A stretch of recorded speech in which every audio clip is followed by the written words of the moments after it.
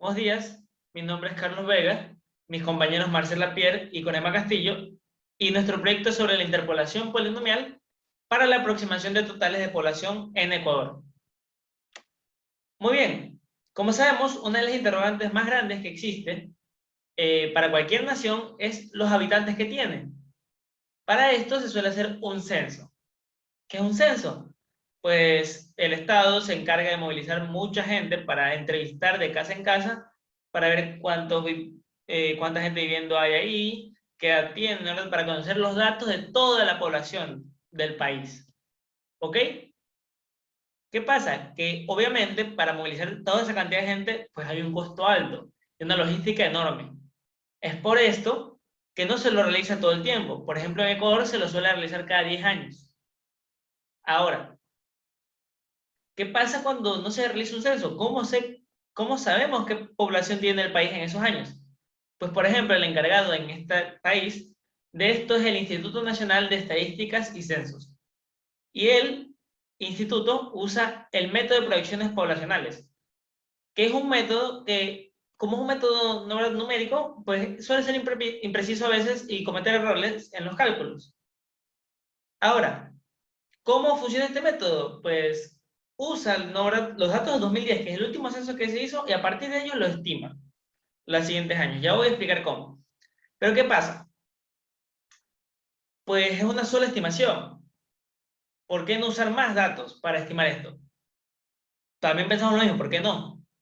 Es por eso que nosotros vamos a usar el polinomio de Lagrange, ¿no? De este método numérico, el polinomio de interpolación de Lagrange, para usando todos los datos de los censos que han habido, que son 7 en total a lo largo del este del Ecuador, iniciando en 1950 y el último en 2010, usando esos puntos, vamos a estimar una función que nos devuelva los valores de las poblaciones en este rango, ¿no? De 1950 al 2010, cualquiera de estos. Y por ejemplo, vamos a otorgarle al INEC, ¿no? De estos datos, se los damos a ellos. Del 2002, 2003, 2004, ¿no? Los más cercanos a 2010, se los damos. ¿Por qué? Porque con estos datos, el INEC puede usarlos para aplicar su método y hacer estimaciones también. Y así el INEC podrá tener más de una estimación para un solo año y con esto podrá calcular una media, calcular una varianza e incluso hacer un intervalo de confianza. Les estamos dando las herramientas para que hagan una mejor estimación. ¿Ok? Usando métodos numéricos en nuestro caso. Ahora, ¿cómo es este método de proyecciones poblacionales que usa el INEC? Pues es relativamente sencillo, consta en 3 etapas. La primera, usa el método de los componentes demográficos. ¿Qué es esto de componentes demográficos? Si se dan cuenta, una población se puede dividir o segregar, ¿no? En componentes. Por ejemplo, la gente que nació ese año o esos años, la gente que falleció ese año, los que se fueron del país, los que vinieron al país, ¿verdad? Y la población con la que terminó el año pasado, por ejemplo. Usando esta teoría, pues podemos escribir una ecuación, que es la población, por ejemplo, la población quinquenalmente, es decir, de 5 años después en adelante, va a ser igual a la población inicial, ¿no? De la que iniciamos nuestro estudio, más los nacimientos, ¿no? Las mujeres fecundas, que equivalen a los nacimientos posibles, ¿no? De esos años, menos las defunciones de esos años, más las inmigraciones, ¿no? La gente que arribó al país, menos las emigraciones, la gente que se fue del país. ¿Ok? Y esta ecuación, pues la usa el INEC para estimar poblaciones en los años que no va a poder realizar un censo. Entonces, los siguientes años a los que ya realizó un censo. Por ejemplo, 2015, 2020. Muy bien. La segunda etapa consta en usar esa ecuación y ahora evaluarla en los datos de los censos previos, por ejemplo, en los 2001 o incluso el de 90, para ver si la estimación es cercana a los datos del censo del 2010. ¿Por qué? Así podremos observar nuestra ecuación qué tanto error tiene, qué tanto error real, porque en el 2010 sí se conocen los datos reales. Y por último, pues siguen incluir variables que pueden afectar a la evolución futura de los datos demográficos.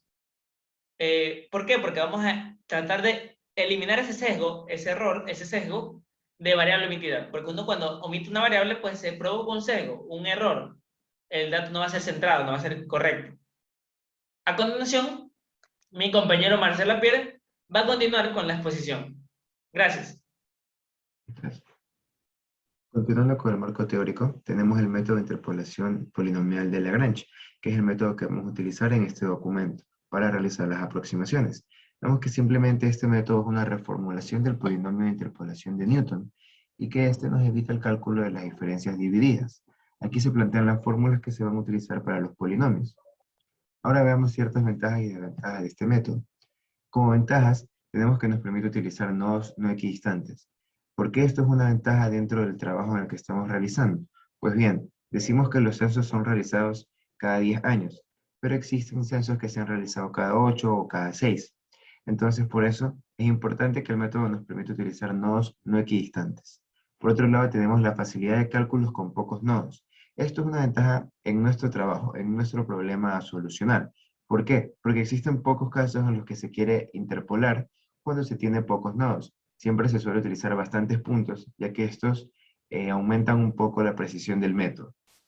Ahora, sabemos que existen solo 7 censos, por eso tenemos solo 7 nodos, y por eso esto es una ventaja.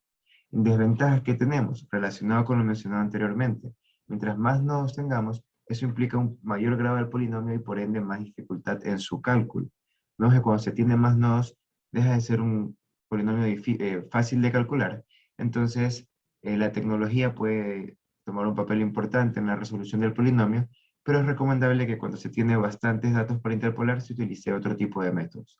Y otra desventaja, una muy importante, que es cuando uno varía el número de nodos, es decir, si nosotros queremos aproximar algún dato con 6 censos, el polinomio va a variar cuando utilicemos 7. Entonces es muy importante definir bien el número de nodos para que este no vaya variando en el proceso. Aquí tenemos una tablita con los datos oficiales de los censos realizados en Ecuador. Tenemos el primer censo que se realizó en 1950 y aquí podemos notar lo que se estaba diciendo en la anterior diapositiva. No siempre se tienen 10 años de diferencia. Aquí tenemos los datos oficiales de la población en estos años. Recordemos que estos son censos, no estimaciones. Acá tenemos los datos oficiales asimismo de los censos, pero esta vez sesgados por género. Tenemos el género femenino y el género masculino con el porcentaje que representan de la población en nuestro país. Y en este caso, estos datos sí son estimaciones que se toman del Banco Mundial. Vemos que estos años son los años en los que en nuestro país no se han realizado censos, pero con diversos métodos se pueden realizar las estimaciones. Vemos que en el 2002 teníamos 13.140.000 habitantes, mientras que en el 2009 teníamos 14.770.000 habitantes. Vemos que en el 2001 se realizó un censo y en el 2010 también. Simplemente hemos tomado las estimaciones entre los años de los dos últimos censos realizados en nuestro país. Una vez presentados los censos poblacionales realizados por la INEC, se procede a obtener el polinomio de interpolación mediante el método de Lagrange, ya mencionado. Antes de cabe recalcar que en Python ya existe un módulo que posee este método numérico y retorna directamente el polinomio de interpolación mediante el método de Lagrange, una vez que se les ingresen los datos x sub i y y sub i. En este caso, los x sub i corresponden a un vector de los años en los que se realizaron censos poblacionales y los y sub i corresponden al total poblacional obtenido en cada uno de estos censos. Este es el polinomio obtenido, es un polinomio de grado 6 debido a que hay 7 puntos interpolantes. Esta es la gráfica del polinomio presentado. Y, sin embargo, se ha realizado un código para que se obtenga el polinomio de interpolación mediante el método de Lagrange de manera iterativa, ¿ya? En este caso aquí tenemos un acumulador, que es donde van a almacenarse cada uno de los términos del polinomio de Lagrange. Además, aquí tenemos un acumulador para el productorio al momento de obtener cada uno de los términos para cada uno de los términos de Lagrange para el polinomio de interpolación. Por ello, como es un productorio, comienza con 1, como dato inicial 1. Y a partir de este código, se obtiene este polinomio de interpolación para estimar el crecimiento poblacional en Ecuador entre 1950 al 2010. ¿Ya? Este también es de grado 6. Este polinomio respecto al obtenido mediante el módulo de Python varía en los coeficientes. Además, cuando se le evalúa un punto en específico a ambos polinomios, retornan datos no exactamente iguales, pero son datos que no poseen una diferencia significativa entre estos. Aquí, además, se ha graficado el polinomio de interpolación obtenido eh, la, mediante el código realizado, obtenido de forma iterativa, y el polinomio de interpolación que arroja el módulo de Python, que ya tiene incorporado el método numérico. Y aquí se puede ver que la diferencia es casi escasa entre ambos polinomios. ¿Ya? Además, así como se ha obtenido un polinomio de interpolación tanto para el crecimiento poblacional eh, del Ecuador en total, se ha obtenido también, se ha calculado un polinomio de interpolación para estimar el crecimiento poblacional de las mujeres y de los hombres en Ecuador. Estos son los respectivos polinomios obtenidos. Aquí está el polinomio para los hombres y para las mujeres, ambos de grado 6, debido a que son 7 puntos interpolantes utilizados. Y estas son las estimaciones que se pueden obtener mediante el polinomio, los polinomios de interpolación de los hombres, de las mujeres y el total. Cabe recalcar que en 1950 y 2010 son cifras reales, debido a que de eso sí se conocen datos de los censos poblacionales. Sin embargo, ya en 1952, 1954 y en años como 2002, 2008, 2006, son cifras estimadas, ya cifras que se estiman mediante los polinomios de interpolación ya realizados. Ahora, podemos estimar solo en este intervalo de tiempo, de 1950 al 2010, porque llega un punto en el que los polinomios de interpolación empiezan a decrecer, llegan a un máximo, después del 2010 empiezan a crecer lentamente, a diferencia de cómo crecen en cada año, cómo crecen las cifras en cada año, que crece eh, al menos de cada 10 años, que es donde se realiza un censo, crecen aproximadamente en 1.5 o 2 millones, ¿ya? Sin embargo, cuando evaluamos el polinomio de interpolación en el 2020, crece menos de 2 millones, tiene un crecimiento bastante, crece lentamente hasta llegar a un máximo, que llega al máximo aproximadamente por el 2025 y a partir de ahí empieza a decrecer. Entonces, en el año 2050 aproximadamente ya vamos a tener cifras negativas. Es por ello que el polinomio, estos polinomios de interpolación nos sirven solo para estimar cómo ha crecido la población en años anteriores. En años, para realizar proyecciones, no son de utilidad debido a que no podemos arrojar cifras negativas y no podemos tener poblaciones negativas, ¿no? Aquí se ha hecho un gráfico en el que se compara el polinomio de interpolación de las mujeres y de los hombres y del cual se puede ver que el crecimiento poblacional de las mujeres ha sido mucho mayor en este intervalo de tiempo, de 1950 al 2010, a diferencia de los hombres. Además, se presentó una tabla en la que se colocaron las estimaciones que ya se habían realizado previamente en este intervalo de tiempo, del 2002 al 2009, estimaciones ya previamente realizadas, que se tomaron como proyecciones oficiales entre estos años. Aquí hemos hecho una comparación entre estas aproximaciones que ya se habían presentado con las aproximaciones obtenidas mediante mediante el polinomio de interpolación. ¿Ya? Podemos ver que el error no sobrepasa al 10% en estos años, por lo que puede considerarse que es una cifra bastante buena como estimación del crecimiento poblacional en estos años, del total poblacional en estos años. Aquí hemos graficado tanto el polinomio de interpolación del 2002 al 2009 y las cifras que se han obtenido de datos oficiales, ¿ya? Que corresponde a la gráfica naranja.